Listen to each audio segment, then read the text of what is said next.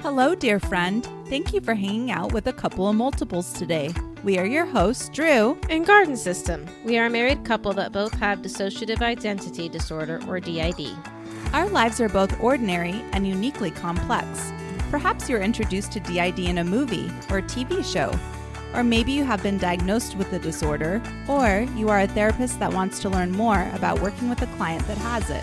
Whatever the case may be, we are glad you are here to learn all about healing trauma through art with Megs from Brushstrokes Imagination.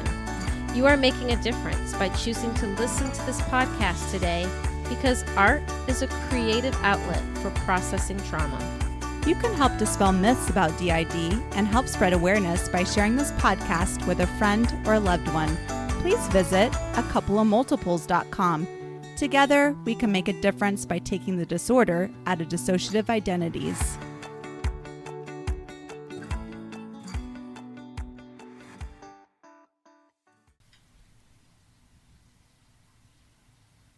Hello there, and thank you for tuning into this special artsy guest episode with Drew and Garden System, a couple of multiples.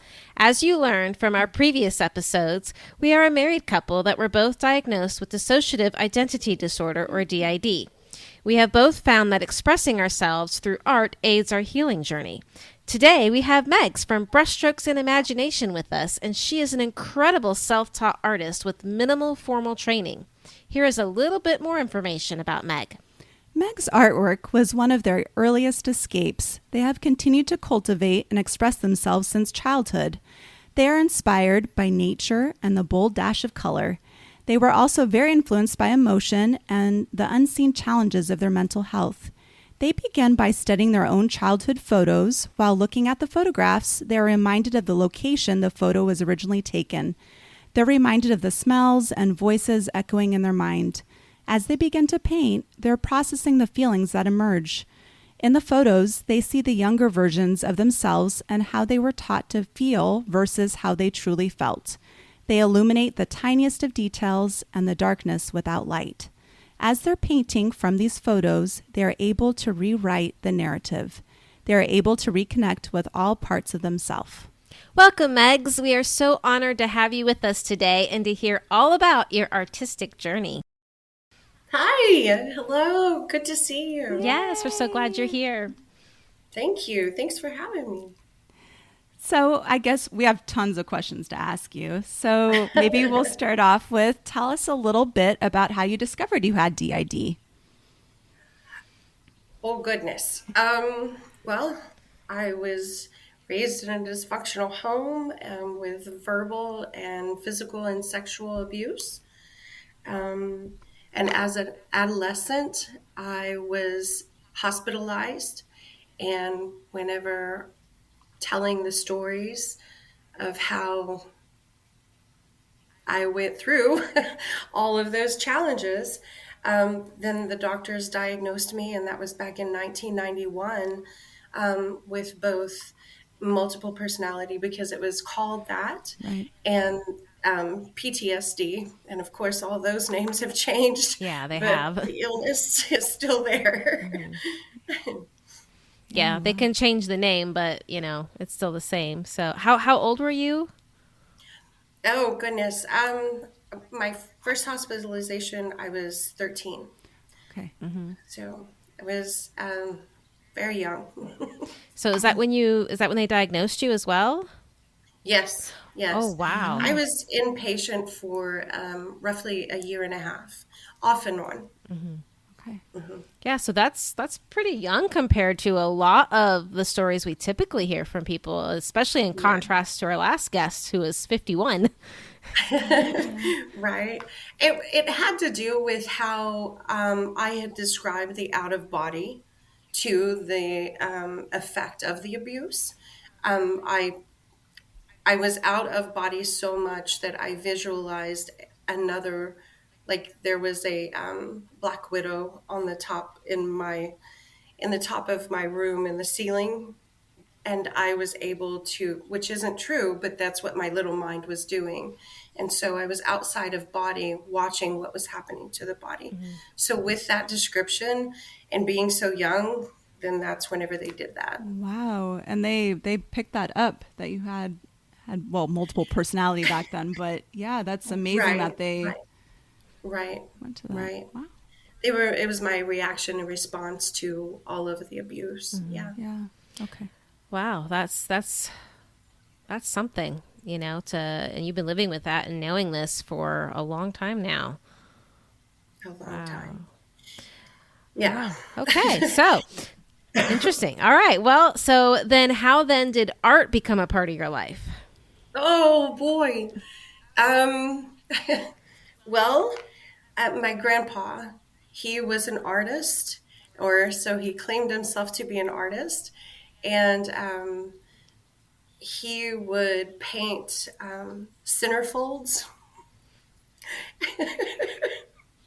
and um, I would sit beside him, and I would mix the oil paints to the color of the skin of the centerfold.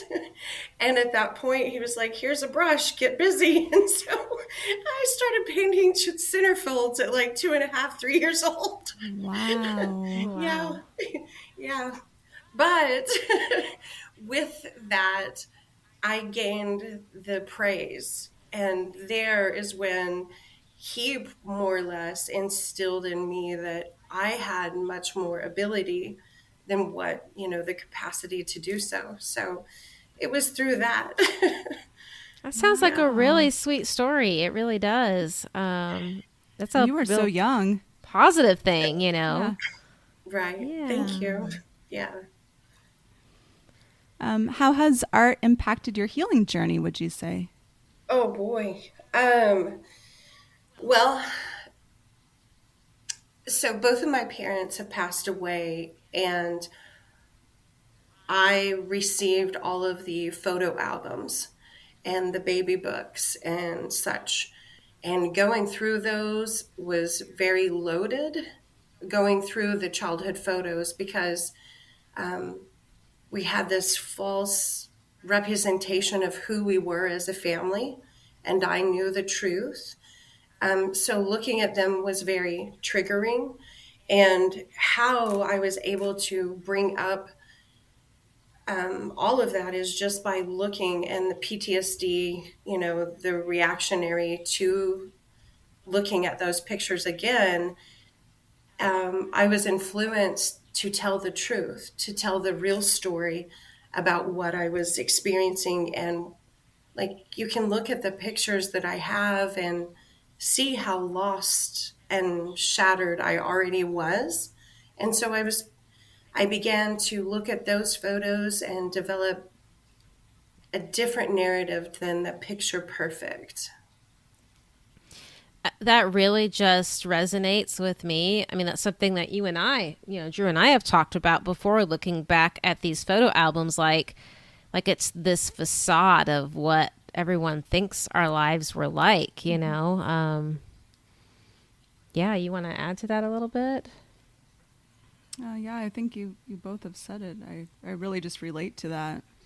Yeah, I think photos can be really triggering. Looking back at childhood photos can really just bring so much up, right? Because, you only take pictures of the good things, right? You don't take pictures of the bad times or things like that usually. And like, it's this pretty picture. And it actually makes me think of when you're on Facebook, right? And everyone's like, Facebook's not real. Only people put their best stuff on there, like that's what our photo albums growing up were too. It's just the best, that people wanted to show, and not necessarily the reality of what was really happening. But yeah, I think that haunted look you were talking about, when you look at your childhood self, that I think says a lot. Yeah. Wow. So go ahead and take a moment and tell us a little bit and describe for us like your art routine. Okay. It's the childhood photos, and then looking back at them, what motivates me today are still those haunted feelings. And because the parts of me are still trapped in that traumatized sphere. If I don't really know what it is that, like, if coming from trauma, you can identify the trauma, but you can't quite attach the feeling to the trauma. And that feeling is what motivates me, aside from the excitement of trying to create it and get it out and just process it. So if I'm in a space, for instance, this week, I've been in a very trauma response reactionary of my adolescence.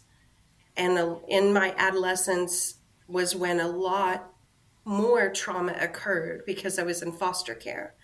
And I'm trying to speak about this to my therapist, and I'm like, I I don't want to dance around the fire. I want to be the fire.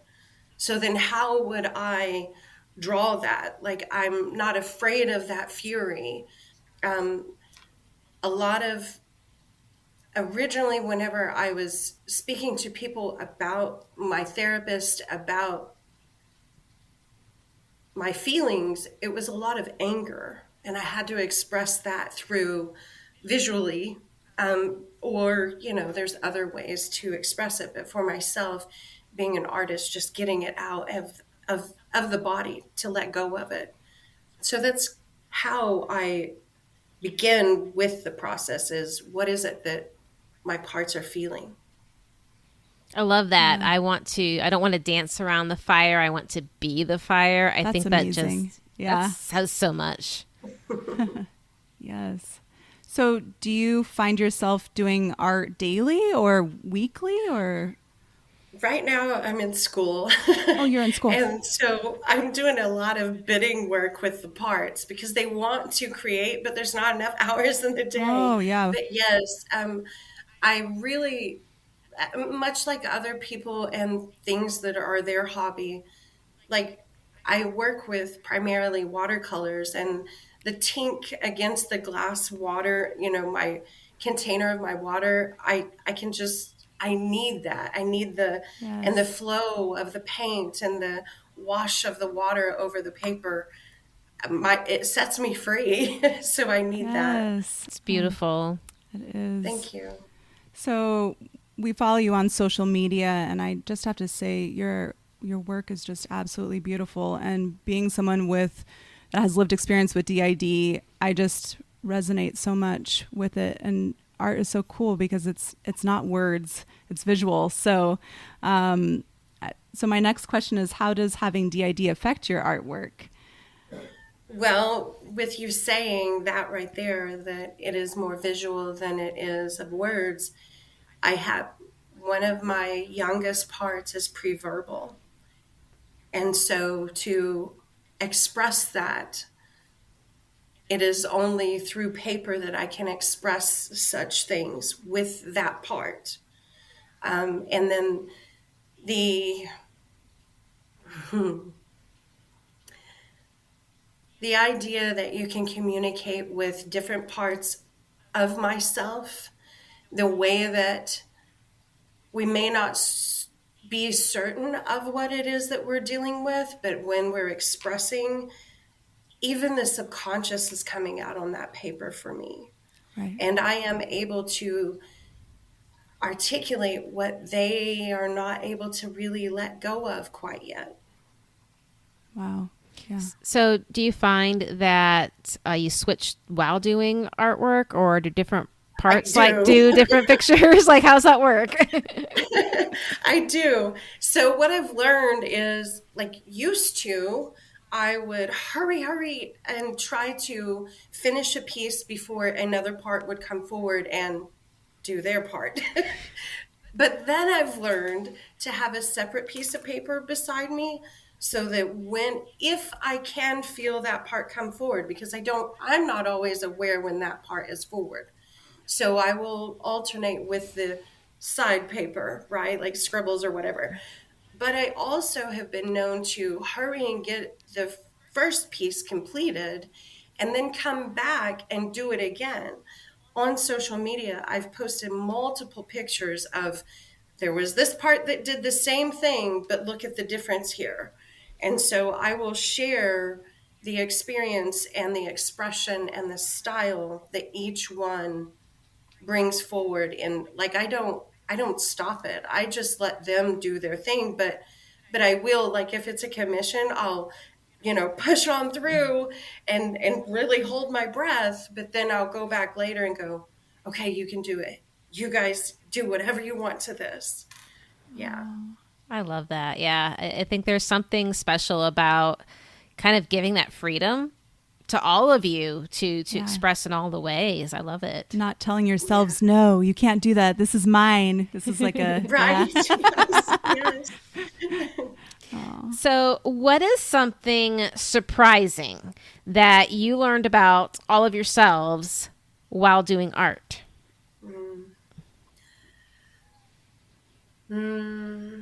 Well, we were always told that we were impatient, and we learned that we're very patient. We learned how to be patient with ourselves and with the way that the painting turns out, because a lot of times in the middle of a painting, there's this, for artists, there's this space where we're like, oh, this is not working. But the more that you play with it and you manipulate it, it turns out. Yeah. So it's patience, and also working with the parts and really trying to collaborate with each one of them, rather than, like you said, Drew, of no, you can't. No, you're not allowed to do this. It's allowing them to come forward has created a lot of internal patience and connection with my parts. Oh, So that's beautiful. I really see this like tool for internal communication. Yes. Yes. Yes, very much so. Art and Yeah. internal communication. How to talk to your parts with art. Like, yeah, we could do another real, session. This though. sounds good. I love Yeah. it. Oh, that's really beautiful to hear that. Yeah. Yeah. Thank you. Okay. Tell us about your favorite or most important piece of artwork that you've completed. Oh, goodness. One of my favorite ones thus far is there are two hands, and one is a child hand handing to an adult hand a dandelion. Oh, I saw And that. so and then there's a little bumblebee up above the dandelion. So with that, it gives me chills just to say this out loud.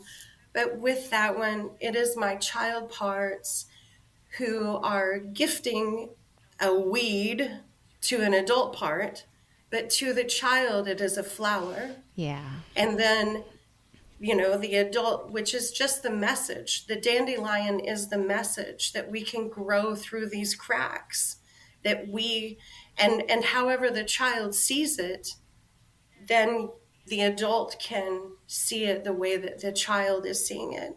And then the same, like with the bumblebee above, of course, it's pollination. It's also, the touch on it and walk away. Touch on this growth, this healing, this hurt, this pain, and walk away. Or it can be also the busyness of constantly, pollinating every little thing, or taking the pollen from it, the message. And then there's, of course, the reference to the Healing Together conference. Yes. Yes. We love our bees. Yeah. So if anybody's listening and has not heard of the Healing Together conference, it's a conference held in Orlando, Florida every year, usually in February. And you can go to aninfinitemind.org to learn more about it. It's a conference for people with DID, their supporters, and for clinicians that treat DID. We kind of always refer to ourselves, those of us that have DID, as the bees. We're the bees. And I really do love that, yeah, I love the bees. It's awesome. So, all right.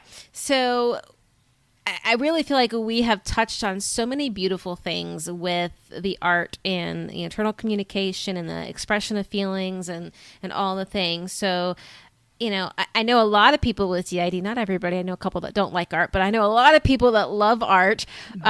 So there we go. Let me just get my words together. What recommendations do you have for others with DID who are interested in using art for healing trauma? Yeah. Um,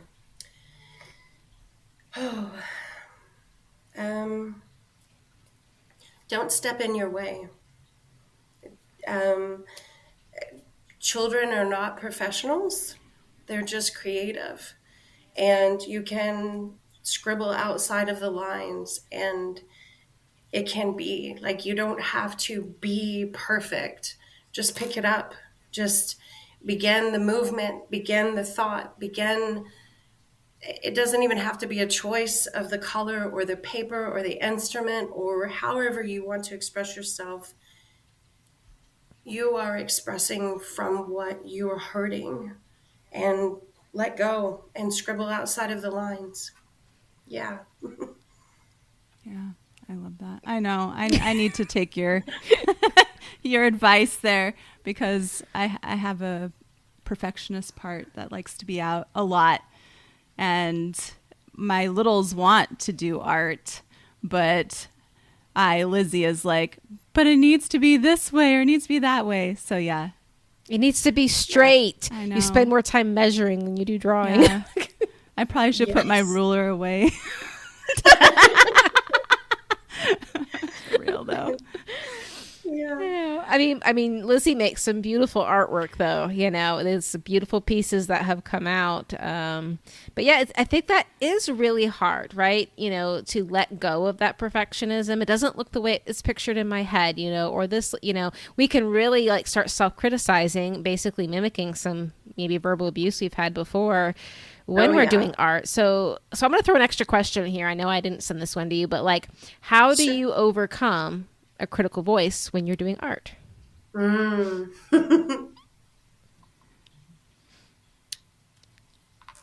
For me, I also create art that is not on social media, and I do it for me, and I do it for the parts.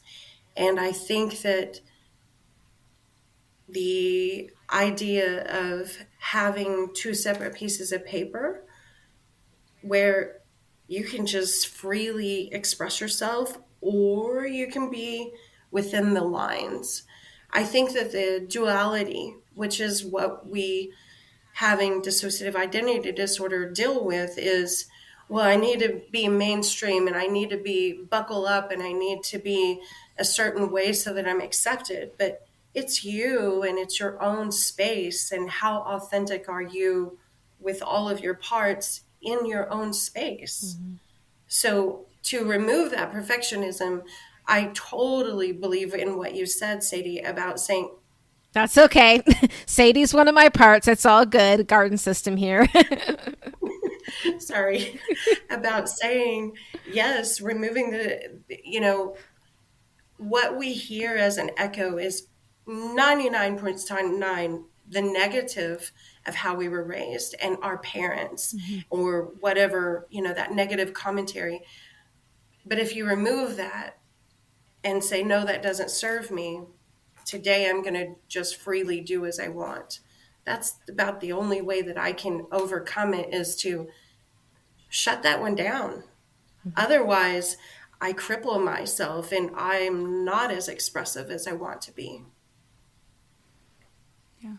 Yeah, I think it's a difficult thing, and it's hard to do, but it can be done. I think giving yourself permission.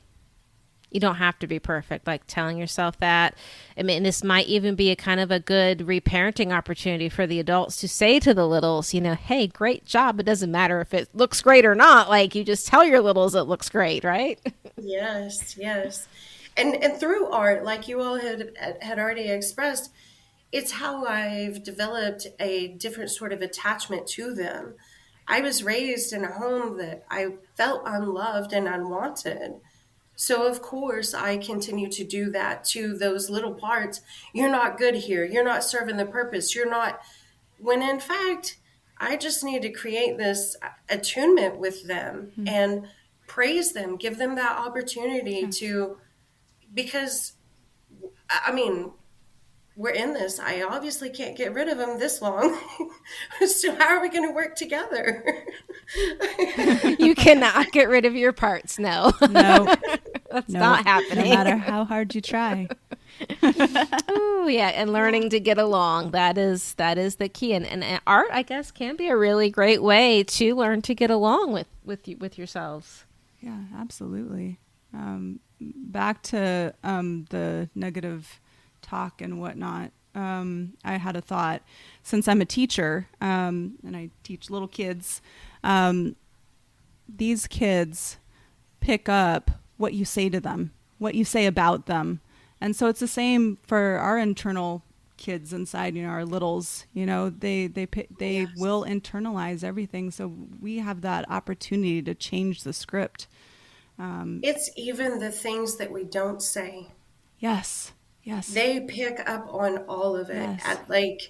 and our parts pick up on all that. If we are not being mindful of them and Mm-hmm. the things that bring them joy, they come out sideways, as it is with the little children. Mm-hmm. They get upset or they go and do something that is a little destructive, or Mm-hmm. why did you do that? Yeah. Yes, I totally agree. Yeah. Yes. Yeah, I think that's a good point that we were able to kind of go over today. I like it. Yeah, that's a good one. Mm-hmm. Yeah. And I like the art helping with internal cooperation and communication and that sort of thing. Mm-hmm. It's Yeah. really good.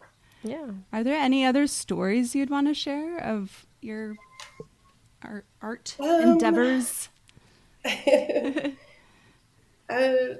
Just allow your parts the freedom of expression and be curious. I mean, I remember first telling my story of being abused to my grandmother. My grandmother never questioned me. And if in that moment, had I been challenged with that, I would have believed that I was a storyteller. And then, like, I never doubt my parts. I never think that they are telling me something that is wrong or lavish, or, I mean, they get creative. But there's usually like this chuckle before it's said. There's a chuckle or some sort of something that indicates, oh, well, they're being, a little brass or a little forward. That's a little inappropriate for right now. But it isn't something that I tell them, you don't belong here. So yeah, I think that a lot of what I've learned for my parts, being a mother has helped me work with my parts because of how I would interact with my child or my grandchildren. Interacting with them is the way that I wanted to be treated. And so I treat my internal parts the very same way. What is it? How can we make you happy? Why are you discontent? Just asking those questions Right. and being believed. It's a Yes. big, big deal. I'm glad you brought that up. I think one of the things that people with DID really struggle with sometimes is just simply believing themselves, believing the things that their parts are telling them. I know that's something we struggled with. Jenny came out and was telling all sorts of things, and we're like, that never happened. That was like her initial reaction, like that never happened. Yes. And that can be really detrimental. We have this tendency to doubt ourselves, and we really shouldn't. And I remember my therapist saying to me, she's like, what reason does Jenny have to lie about this? And it was like, Exactly. I don't know, none. She had none. Like, okay, let's take a moment to think about the possibilities of what she's showing us, and then it's like, well, we're sitting here with DID, like, of course, like it has to be real, Yes. Yeah. And yeah, so, we think about as children, a lot of times children just are not believed, and it can be really easy to repeat that with ourselves. Exactly. Exactly. Very true. Well, I know for our listeners that maybe aren't connected with you or follow you already, I'd really like for them to be able to see some of your artwork. Where can people find and follow you? Yeah. I'm only on Instagram, and it's brushstrokes_imagination. Awesome. Okay, Yeah. wonderful. Artwork is amazing. Yeah. Thank All right. So here we are. What is one takeaway you would like to leave our audience with today? you.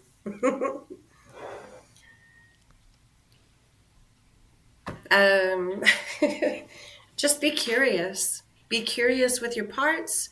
Be curious with creativity.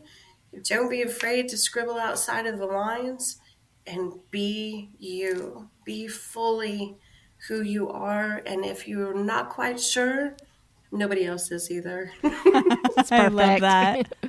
Well, thank you so much. Thank you so much for taking time out of your schedule today and to talk with us today. It was really such a privilege to hear your story with DID and art and all the things that you shared. So thank you very much. Thank you so much for having me. It's been a joy. Thank you. You're welcome. Yay. Thank you for hanging out with a trio of multiples today. From your hosts, Drew And Garden System. Thank you for listening to A Couple of Multiples, the reality of dissociative identity disorder. This podcast is intended for educational purposes and is not a replacement for therapy. Listening to this podcast does not constitute a therapeutic relationship with the hosts or any potential guest speakers. If you enjoyed this episode, please leave us a review. We would love to hear what you enjoyed the most. You can visit our website at acoupleofmultiples.com for additional information and resources, and to also subscribe to our mailing list to receive future updates. Remember, you matter and are loved for being all of yous.